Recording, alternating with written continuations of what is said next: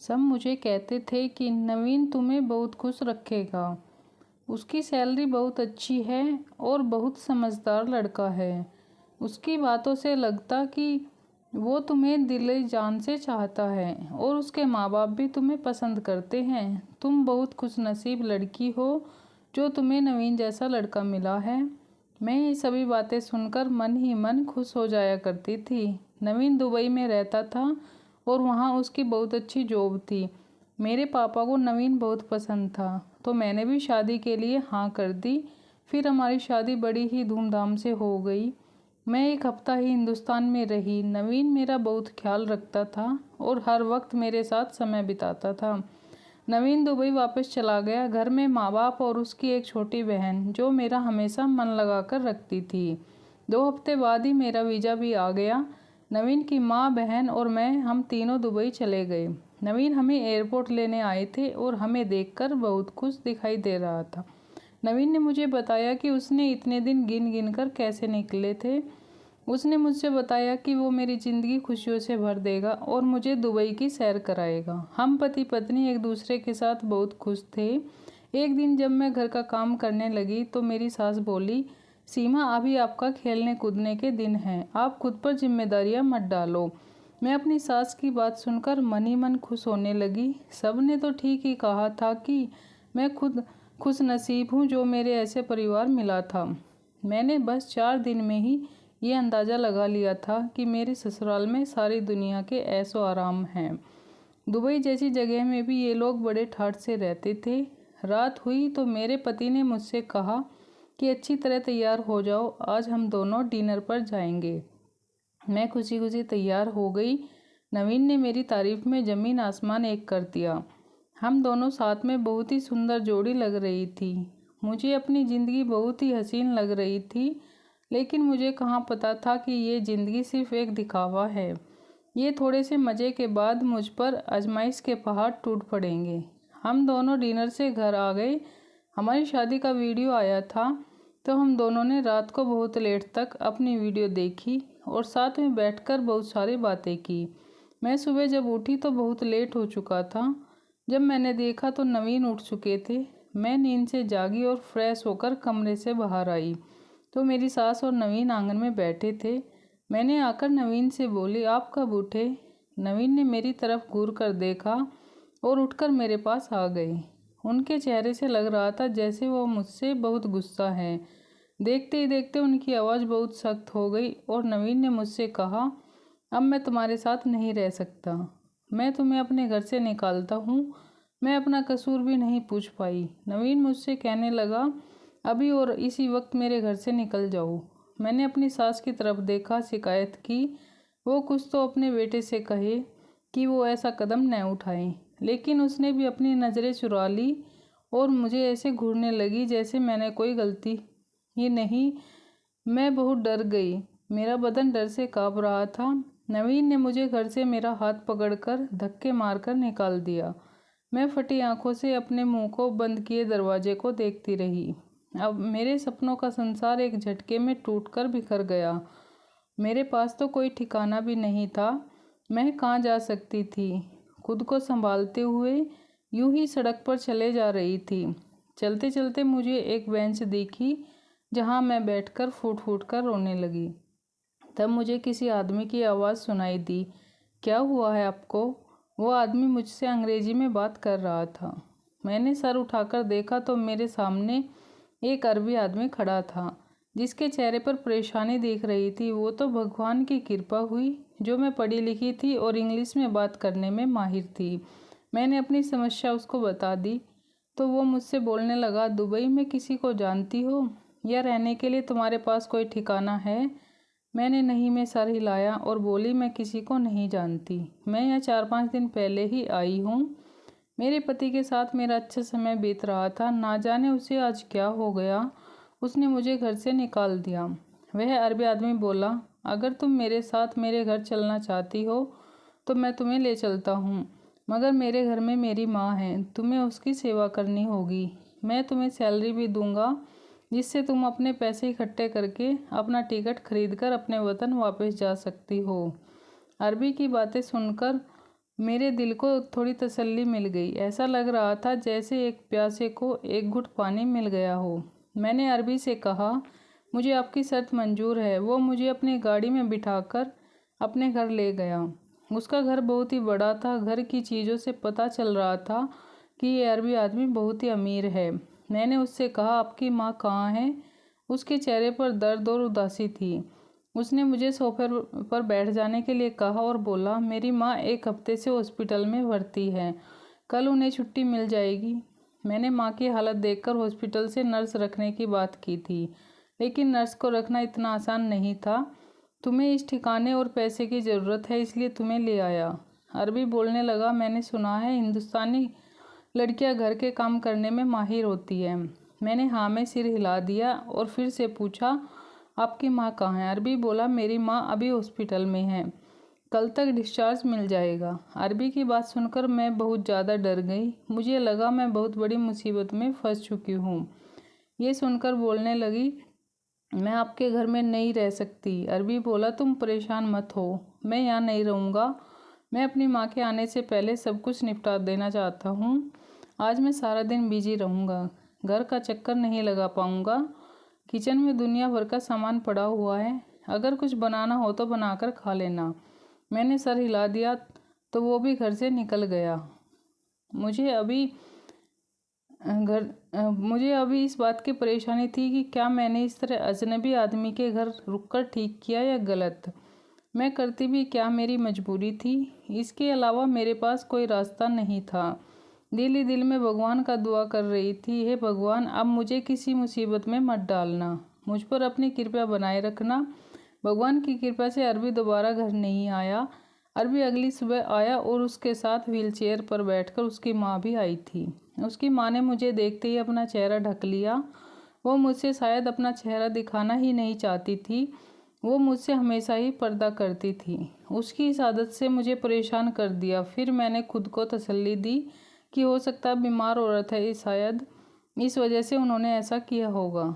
मुझे इस बात की भी खुशी हुई कि अरबी की बात सच हुई थी। अरबी ने मेरे साथ किसी तरह का धोखा नहीं किया था।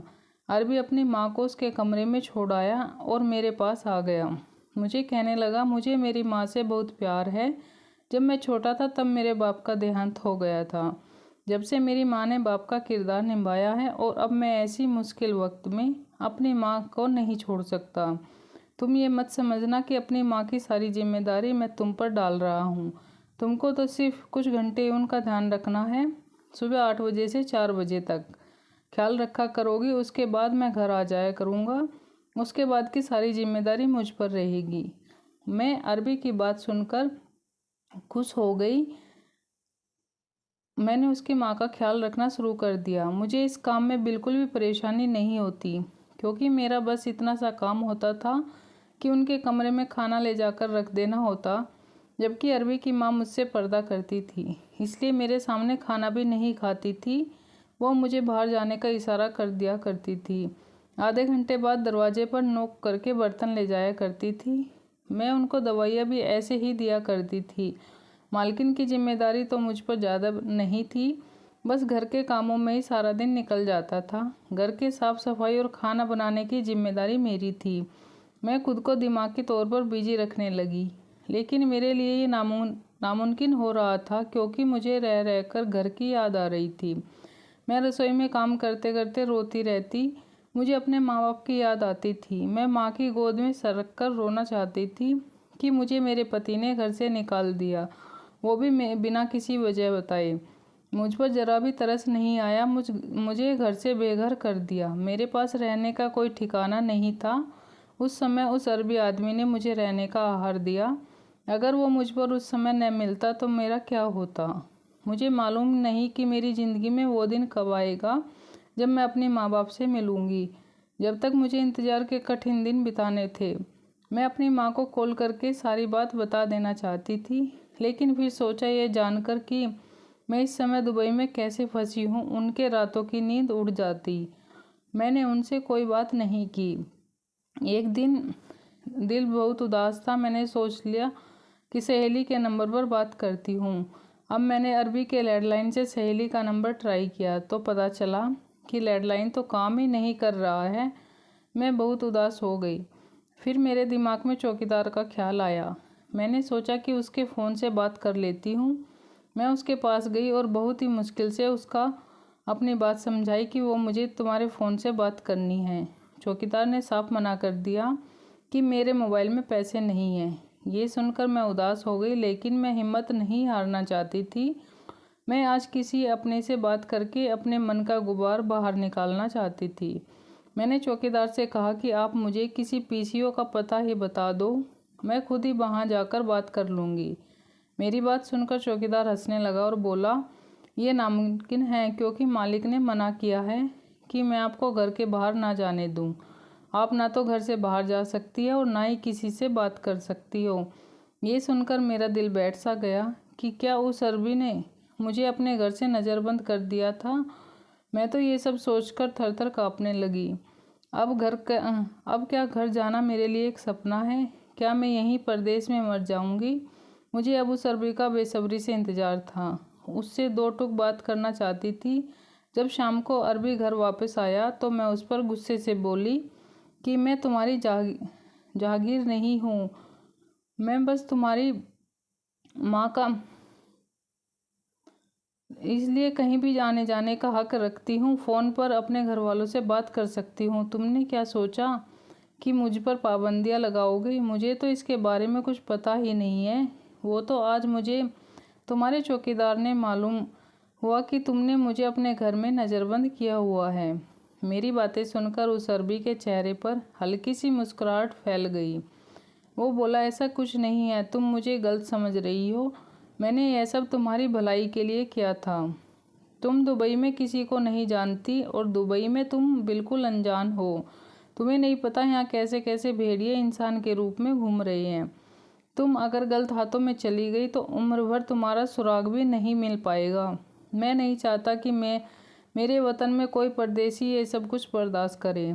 इसलिए मैंने चौकीदार को मना किया था कि तुम्हें कहीं बाहर ना जाने दे।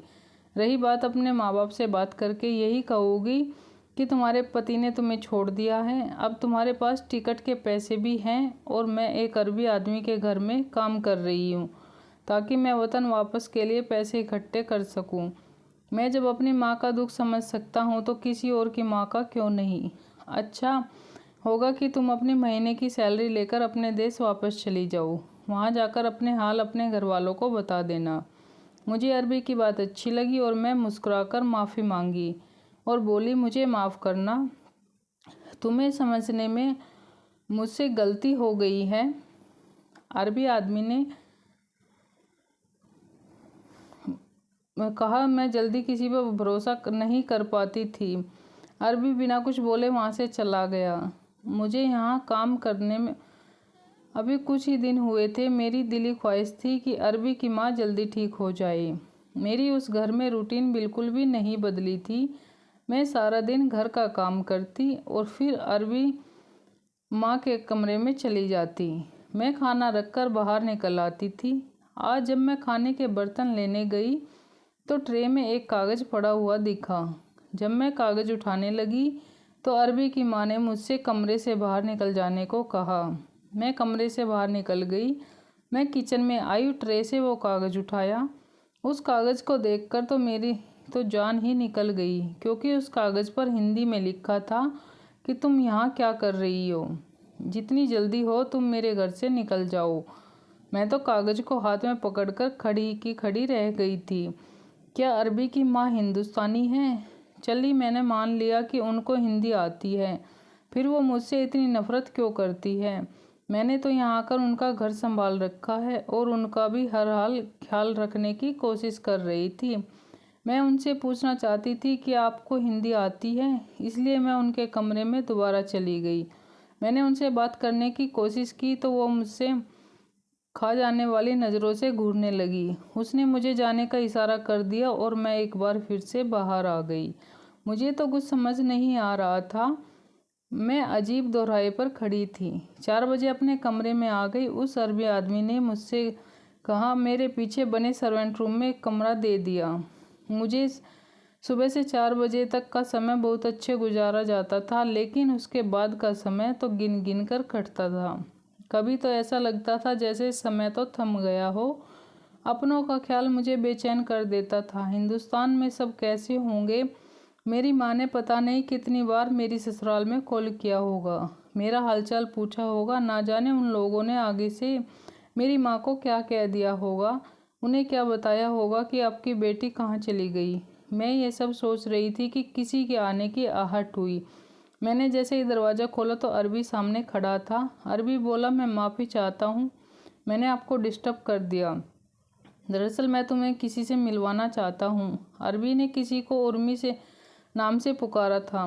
तभी मेरे सामने एक बड़ी उम्र की औरत आ खड़ी हुई। उर्मी बहुत ही खूबसूरत थी। अरबी बोला, मैंने माँ की देखभाल के लिए इनको रख लिया है, अब तुम सिर्फ घर का ख्याल रखोगी, यही बस तुम्हारी जिम्मेदारी है। मैंने हाँ में सिर हिला दिया। अरबी बोला, हो सकता है कि तुम्हारी काम का समय बढ़ जाएगा, हो सकता है कि तुम्हें रात को मेरी माँ के साथ ही सोना पड़ेगा। मैंने ये सुनकर भी कोई ऐतराज़ नहीं किया। अरबी ये सब बोलकर चला गया। अगले दिन जब मैं काम पर गई तो उर्मी ने मुझे मालकिन के कमरे में भी नहीं जाने दिया। मैं उर्मी को इशारों में समझा रही थी कि मैं तो सिर्फ मालकिन की तबीयत के बारे में पूछना चाहती हूँ। उर्मी ने ना में सिर हिला दिया और बोली, मालकिन की तबीयत बिल्कुल ठीक है। रात को जब सोने का समय हुआ तो उर्मी ने मुझे खुद ही मालकिन के कमरे में जाने का इशारा किया। वहाँ भी फर्श पर 2 बिस्तर लगे हुए थे। जब मालकिन अपने बेड पर लेटी हुई थी, उर्मी ने मुझे इशारों से समझाया कि हम दोनों ऐसे ही मालकिन के कमरे में सोया करेंगी। रात को उनकी हालत बिगड़ जाती है तो मुझसे अकेले नहीं संभाली जाती। मैंने दिल में भगवान का धन्यवाद किया कि सर्वेंट रूम से जान छूट गई। वहाँ मुझे अकेलापन बहुत परेशान करता था। रात का काटना बहुत मुश्किल हो जाता था। आज रात तो मैं बिस्तर पर लेटते ही सो गई। जब सुबह उठी तो उर्मी ने मुझे नहाने के लिए बोला। मैं बहुत हैरान थी। फिर बोली, हम मालकिन के कमरे में सोए थे, इसलिए ना जाने कितने कीटाणु होंगे। उर्मी की बात सुनकर मैं नहाने चली गई। उसके बाद मैं घर के काम में लग गई। मुझे एक बात बहुत हैरान कर रही थी कि उर्मी तो मालकिन के कमरे से 1 मिनट के लिए भी बाहर नहीं आ रही थी, जबकि मुझे तो 1 मिनट के लिए अभी अपने कमरे में बर्दाश्त नहीं करती थी। मैं मालकिन से बात करना चाहती थी कि उनको हिंदी कैसे आती है और फिर वो मुझसे इतनी नफ़रत क्यों करती है कि जिसकी वजह से अपने घर से मुझे निकाल देना चाहती है। ये सब अभी तक एक राज ही था। मुझे तो लगता था मेरा महीना ऐसे ही हो जाएगा और मैं अरबी मालिक से पैसे लेकर अपने देश वापस चली जाऊंगी, लेकिन मालकिन का राज मालूम नहीं कर पाऊंगी। जैसे जैसे दिन बीतते जा रहे थे मेरा शक बढ़ता जा रहा था। फिर एक दिन उर्मी की तरफ देखा तो उर्मी गहरी नींद में खराटे ले रही थी। मैंने दबे पांव मालकिन के सिरहाने जाकर मालकिन के चेहरे से कपड़ा हटा दिया। कपड़ा हटाने के बाद तो जैसे ज़मीन और आसमान आपस में टकरा से गए थे। यह मेरे लिए कोई अजनबी चेहरा नहीं था। मालकिन भी जाग चुकी थी। कमरे में हल्की सी रोशनी थी।